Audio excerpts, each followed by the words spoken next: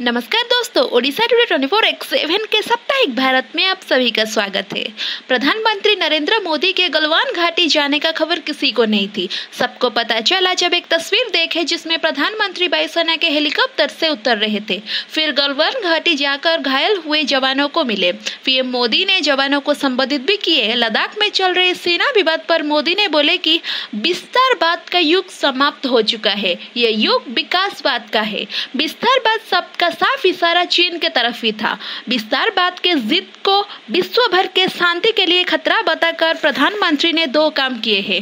पहला, उन्होंने साफ किया कि ताजा विवाद के पीछे चीन का अड़ियल रवैया है, और दूसरा, उन्होंने दुनिया से ये कहा कि चीन सिर्फ भारत ही नहीं दूसरे देशों के लिए भी समस्या बन सकता है। गलवान घाटी में शहीद हुए 20 जवानों की वजह से देश भर में भारी आक्रोश दिखने को मिल रहा है। उसी बीच बॉलीवुड एक्टर अजय देवगन ने इन 20 जवानों को श्रद्धांजलि देने के लिए गलवान घाटी पर फिल्म बनाने का ऐलान कर दिया है। फिल्म का नाम अभी तक नहीं रखा गया है, लेकिन ये फिल्म गलवान घाटी में शहीद हुए 20 जवानों की जिंदगी और उनके बलिदान को दिखाएगी। जीरो हेज के नाम से एक फाइनेंशियल ब्लॉग है जो एस्टेब्लिश हुई थी 2009 में, जो बुल्गारिया की कंपनी है। चाइना का किलगोल ज्वेलर्स कॉर्पोरेशन नाम पर एक ज्वेलरी कंपनी ने $2.8 बिलियन लेने के लिए काफी सारे गोल्ड को गिरवी रख दिया है, लेकिन बाद में पता चला कि जो गोल्ड उन्होंने गिरवी रखे थे वो सब नकली है।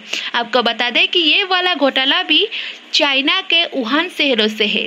किंगगोल ज्वेलर्स वर्ल्ड का लार्जेस्ट गोल्ड प्रोसेसर कंपनी है। कंपनी का चेयरमैन जिया जिंगहोंग है, जो कि एक्स मिलिट्री मैन भी रह चुके हैं।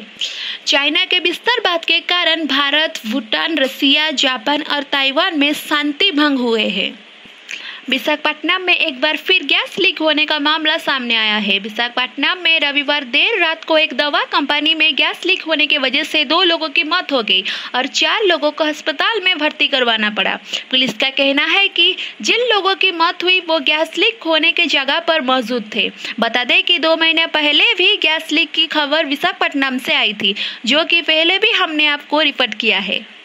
भारत सरकार ने अपने शक्ति का उपयोग करते हुए 59 चाइना ऐप पर प्रतिबंध लगाए हैं। भारत सरकार के हाल ही में टिकटॉक, शेयर, ठेलो, यूसी जैसी ऐप पर प्रतिबंध लगा दी। उस ऐप को देश की सुरक्षा के लिए खतरा बताया गया है। देश में 24 घंटे में कोरोना के 26,600 से ज्यादा केस सामने आया है। 24 घंटे में कोरोना के 600 से ऊपर लोगों की हुई मौत। देश में कोरोना मामले की कुल संख्या 6,70,000 के पार। 2 लाख से ज्यादा एक्टिव केसेस है। कोरोना के मामले में चौथे नंबर पर है भारत। ओडिशा में अब तक 35 से ज्यादा लोगों की मौत और ओडिशा में कोरोना मरीजों की संख्या 9,000 के पार। कोरोना के इलाज में सरकार ने ली बहुत बड़ी कदम। स्वास्थ्य मंत्रालय से आई हुई चिट्ठी के नियम के मुताबिक हल्के लक्षण वाले मरीज कोविड केयर सेंटर जाएंगे, मध्यम लक्षण वाले मरीज कोविड हेल्थ सेंटर, गंभीर लक्षण वाले मरीज कोविड अस्पताल में भर्ती कराए जाएंगे। बेहद हल्के लक्षण के मरीज डॉक्टर की सलाह लेकर घर में रहेंगे और संक्रमित मरीजों के लिए घर में रहने के लिए अलग से इंतजाम की जाएगी। कोरोना को लेकर एक खुशखबरी है। कोरोना के वैक्सीन को लेकर जो खबर है कि 15 अगस्त तक लॉन्च हो सकती है वैक्सीन। कोवैक्सीन के नाम से लॉन्च हो सकती है vaccine. Bharat biotech pharmaceutical company है जो इस वैक्सीन को लॉन्च करने वाले हैं। 15 अगस्त तक वैक्सीन के मामले में भारत को नई कामयाबी मिलने की आशा है। उत्तर प्रदेश के कानपुर में बड़ी अपराधी विकास दुबे को पकड़ने के लिए पुलिस टीम गई थी। बदमाश और पुलिस के बीच हुई मुठभेड़ में डीएसपी समेत 8 पुलिसकर्मी शहीद हो गए। इनके अलावा 7 पुलिस वाले को गंभीर रूप में जख्मी होने के हालात में अस्पताल में भर्ती करवाना पड़ा। विकास दुबे नाम के इस अपराधी के सहयोगी पहले पुलिस टीम का रास्ता रोका, उनके बाद उनके घर और कमरे में से छुपकर पूरी पुलिस टीम के ऊपर फायरिंग करना शुरू कर दी। मुख्य अपराधी विकास दुबे अभी भी फरार है और कानपुर के इस केस में पुलिस ने एक आरोपी को गिरफ्तार भी किया है। विकास दुबे के माताजी ने बोले कि मेरे बेटे को गोली मार दो। मुक्तेश्वर स्थित देव स्थल में एशिया की सबसे बड़ी 4 metre international liquid mirror telescope की स्थापना लगभग पूरी हो चुकी है। 4 metre international liquid mirror telescope के जल्द ही चालू होने से अंतरिक्ष विज्ञान क्षेत्र में नैनीताल के नाम बड़ी उपलब्धि जुड़ने जा रही है।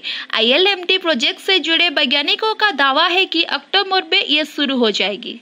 पर्यावरण संरक्षण को बढ़ावा देने के लिए सरकार का बड़ा कदम। सांस्कृतिक मंत्रालय द्वारा मनाया जा रहा है संकल्प पर्व। 28 जून से 12 जुलाई 2020 तक मनाया जाएगा। प्रधानमंत्री गरीब कल्याण योजना का नवंबर के अंत तक विस्तार करने की घोषणा की है। सरकार के योजना के विस्तार की देश में 90,000 करोड़ रुपए से अधिक खर्च करेंगे। विश्व बैंक ने गंगा पुनरुद्धार कार्यक्रम के लिए 3,000 करोड़ रुपए की सहायता मंजूरी की है। इससे गंगा नदी के प्रदूषण को कम करने में मदद मिलेगी।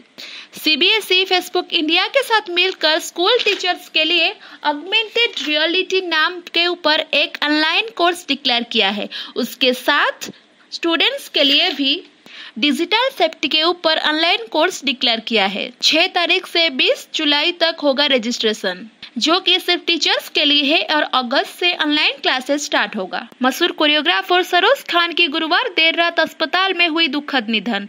देर रात करीब 2 बजे अंतिम सांस ली। बीते कई दिनों से अस्पताल में भर्ती थे सरोज खान। सरोज खान को सांस लेने में तकलीफ थी।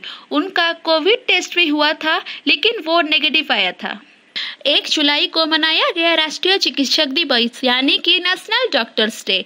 इन दिन को मनाने का मुख्य उद्देश्य डॉक्टरों को उनके मूल्य योगदान के लिए सम्मान देना है। डॉक्टर समाज के एक महत्वपूर्ण भूमिका निभाते हैं। अभी इस कोरोना महामारी के समय में डॉक्टर अपने जान के परवाह किए बिना हमारे सेवा में लगे हुए। इस साल का theme lesson the mortality of Covid रही। 1981 से इस दिन को मनाने की शुरुआत हुई थी। रथ यात्रा अच्छे से संपन्न होने पर पुरी के गजपति महाराज ने सबको धन्यवाद ज्ञापना किए हैं। उन्होंने कहा है कि कोविड गाइडलाइन के हिसाब से महाप्रभु के रथ यात्रा सफल रहा। सरकार, मंदिर प्रशासन, सेवायत सबको धन्यवाद। गाइडलाइंस को मानते हुए सबने टीवी पर रथ यात्रा देखा, जिसके लिए मैं सब श्रद्धालुओं को बहुत बहुत धन्यवाद ज्ञापना करती हूँ। दूसरे जिले से पुरी आने पर लगा प्रतिबंध। जुलाई 31 तक दूसरे जिले से कोई भी पुरी नहीं जाएगा। कोरोना के बढ़ती मामले को देखते हुए पुरी जिलाधीश ने ली है ये निष्पत्ति। गोपालपुर में कोविड नियमों के उल्लंघन करके मेफेयर होटल में शादी करने वाले लड़के के समेत 5 लोगों को पुलिस ने गिरफ्त कर लिया है और 50,000 रुपए का जुर्माना भी भरना पड़ा। मेफेयर होटल को 7 दिन के लिए सील कर दिया गया। आज के लिए इतना ही। नमस्ते।